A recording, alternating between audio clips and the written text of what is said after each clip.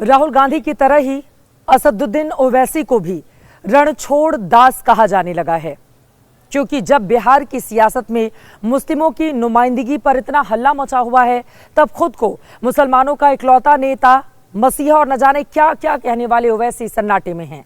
बिहार चुनाव में ना उनकी आवाज सुनाई दे रही है, ना वो कहीं नजर आ रहे हैं। 25 सीटों पर अपने उम्मीदवार उतार चुके ओवैसी बिहार की चुनावी पिच से ऐसे आउट हुए कि खुद मुसलमान भी सोच में पड़ गए हैं कि कहीं ओवैसी किसी की बी टीम नहीं बन गए। तुम नहीं जानते असदुद्दीन ओवैसी को। दुनिया में कोई ऐसा माइका लाल पैदा नहीं हुआ जो असदुद्दीन ओवैसी को खरीद सके। कोई आके तुम्हारे कान में बोल फूक ऐसा बोलेगा, अरे नहीं नहीं बी टीम, हम किसी की टीम नहीं, हम जनता की टीम थे और हमेशा रहेंगे। तुमको एक दीवाना दुनिया में मिलेगा जो खड़े होकर सीमांचल जिंदाबाद, सीमांचल जिंदाबाद, सीमांचल जिंदाबाद कहता रहेगा।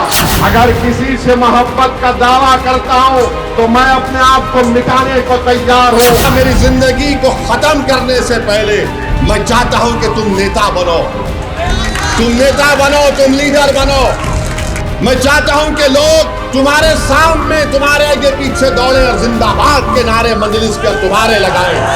मैं जो फिजा देख रहा हूं, जो तब्दीली पैदा हो रही है, तुमको इतने ताकतवर बनना है और तुम बनोगे इंशाअल्लाह ताला कि तुम अपनी ताकत की कुव्वत पर अपने हक को छीन कर लाओगे पटना से इंशाअल्लाह। बटन दबेगा पतंग छाप पर, मोदी नीतीश कुमार को हराएंगे, राजद को सबक सिखाएंगे। बीते कुछ महीनों से बिहार की फिजा में मुस्लिमों की जो आवाज सबसे मुखर होकर गूंज रही थी, वो खामोश है। थ्री इडियट्स के रणछोड़ दास चाचड़ की तरह असदुद्दीन ओवैसी बिहार से बहती हवा की तरह गायब हो गए हैं। बिहार की सियासी पिक्चर से ओवैसी की गैर मौजूदगी ऐसे वक्त पर हुई जब चुनावी क्लाइमैक्स में मुस्लिम समुदाय की एंट्री हुई है। जिस नारे की नींव ओवैसी ने 1.5 साल पहले बिहार में रखी थी, वो बिहार में बड़ा मुद्दा बन चुका है। 17% मुसलमानों की बिहार में आबादी है। हम कब तक इन लोगों की गुलामी करते रहेंगे? लोकसभा चुनाव में बिहार में ओवैसी ने मुस्लिमों की नुमाइंदगी का जो बीज बोया था, वो विधानसभा चुनाव में वट वृक्ष बन चुका है। महागठबंधन ने जब से मुकेश साहनी को उप मुख्यमंत्री का उम्मीदवार घोषित किया है, तब से बिहार में मल्लाह को लड्डू और मुस्लिमों को कद्दू का नारा तेज हो गया है। मुस्लिमों की नुमाइंदगी के मुद्दे को आए हुए 3 रोज बीत चुके हैं, लेकिन इस पर बैरिस्टर ओवैसी ना बोल रहे हैं, ना लिख रहे हैं। इतिहास गवाह रहा है कि देश भर में मुस्लिमों से जुड़ी किसी भी घटना पर ओवैसी की तकरीरें सबसे धारदार होती हैं।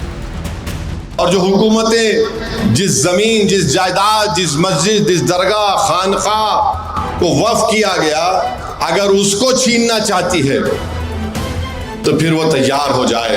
जब तक दुनिया कायम रहेगी, मोहम्मद सल्लल्लाहु अलैहि वसल्लम का नाम रहेगा, बाकी रहेगा इंशाअल्लाह ताला। मिट गए, मिटते हैं, मिट जाएंगे आधा तेरे, ना मिटा है ना मिटेगा कभी चर्चा तेरा।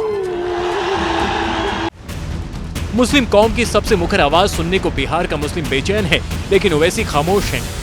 मुस्लिम डिप्टी सीएम के उस मुद्दे पर खामोश हैं जिसकी शुरुआत खुद उन्होंने ही सबसे पहले की थी। मैं बिहार के उन तमाम अल्पसंख्यक समाज के मुसलमानों से अपील कर रहा हूं, क्यों नहीं आप मुख्यमंत्री बन सकते बिहार के? आने वाले विधानसभा में हम बताएंगे इंशाअल्लाह ताला लालू को, नीतीश को, कि बिहार का मुख्यमंत्री एक मुसलमान भी बन सकता है इंशाअल्लाह ताला। बिहार के मुसलमानों की आंखों में मुख्यमंत्री का सपना संजोकर ओवैसी साहब हैदराबाद में मशगूल हैं। मुद्दा तकरीर पर रखा है, लेकिन भाईजान रिस्पॉन्स नहीं दे रहे, जिसने मुसलमानों के सामने बड़ा सवाल खड़ा कर दिया है। ओवैसी साहब अभी तक तो कहीं नजर नहीं आ रहे हैं। यूपी में तो धनाधन बैटिंग करते हैं जाके, बिहार में अभी चुनाव का माहौल आ गया, पर ओवैसी साहब का कहीं अभी कोई पता होता नहीं है। उनको तो आकर बयान देना चाहिए, बोलना चाहिए कि कहाँ मुसलमान के डिप्टी सीएम का आपने इंडिया गठबंधन वालों ने ऐलान नहीं किया, क्यों नहीं कह रहे हैं अभी तक आगे? ओवैसी साहब यूपी में बहुत बड़े पैमाने पे माइनॉरिटी के लोगों को हक हकूक अधिकार दिलाने की बात करते हैं। आज यहाँ बिहार में माइनॉरिटी के लोगों का हक हकूक छीना जा रहा है। एक शब्द ओवैसी साहब के जुबान से नहीं निकलता है। ओवैसी साहब मुसलमानों के हमदर्द दिखते हैं, लेकिन हकीकत में है नहीं।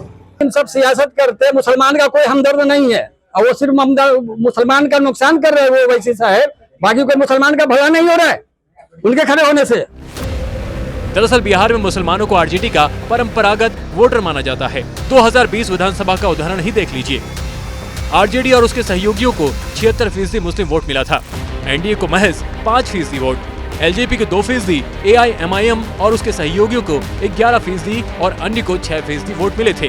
2020 में एआईएमआईएम के शानदार प्रदर्शन के बावजूद भी देखा गया कि मुस्लिमों ने ओवैसी के बजाय तेजस्वी पर ज्यादा भरोसा जताया। अब जब तेजस्वी मुस्लिम डिप्टी सीएम के मुद्दे पर बैकफुट पर है, तब भी ओवैसी की तरफ से मुस्लिम वोटरों को रिझाने की कोई कोशिश नहीं हो रही है। सवाल खड़े हो रहे हैं कि चुनाव से पहले ओवैसी ने लालटेन जलाने की जो इच्छा जाहिर की थी, कहीं वो डील बंद कमरे में सील तो नहीं हो गई है। लिखकर कहा कि हमको सिर्फ 6 सीट दे दीजिए। हालांकि आरजेडी ने ओवैसी से किसी तरह की डील सील होने की बात से इनकार कर रही है। वहीं बीजेपी ओवैसी को मुद्दा लपकने के लिए उकसा रही है। पहले कम से कम मुंह से कुछ टोकनिज्म किया भी जाता था कि एमवाई है, माई हमारा है, पर अब तो वो भी नहीं दिख रहा है। भैया 18% तो मुसलमान हैं, उनकी अपनी लीडरशिप कहाँ है? उनकी अपनी लीडरशिप कहाँ है? बैरिस्टर साहब ने एक बार ये बात उठाई थी तो मुझे तो बात जायज लगी थी, पर अब बैरिस्टर साहब क्यों चुप हैं? तो बैरिस्टर साहब बताएंगे। सबसे पहले तो उनको बताना चाहिए कि वो दिल्ली से आए थे, हैदराबाद से आए थे, बिहार की ज़मीन पर, और जब ज़मीन पर एहसास हुआ कि बिहार में हम कहीं नहीं हैं, यहाँ पर तो मुसलमानों के दिल में इंडिया महागठबंधन है, तेजस्वी प्रसाद यादव है, लालू जी हैं, और इंडिया महागठबंधन के नेतृत्वकर्ता के साथ पूरी बिहार की जनता खड़ी है, तो ये अपनी ज़मीन का एहसास करके अब आने से पहले 10 बार सोच रहे हैं। एनडीए से लेकर महागठबंधन अपनी अपनी सहूलियतों के हिसाब से ओवैसी पर बयान दे रहे हैं, लेकिन अल्पसंख्यकों की सबसे मुखर आवाज ओवैसी की खामोशी मुसलमानों को खटक जरूर रही है। वैसे एआईएमआईएम के बिहार नेताओं का दावा है कि बिहार के चुनावी चैप्टर में जल्द ही भाईजान की धमाकेदार एंट्री होने वाली है। याद रखो राजद वालों, तुमने 4 को खरीदा ना, इंशाअल्लाह ताला तुम भिखारी बन के अख्तरुल ईमान और तौसीफ आलम के घर को आओगे।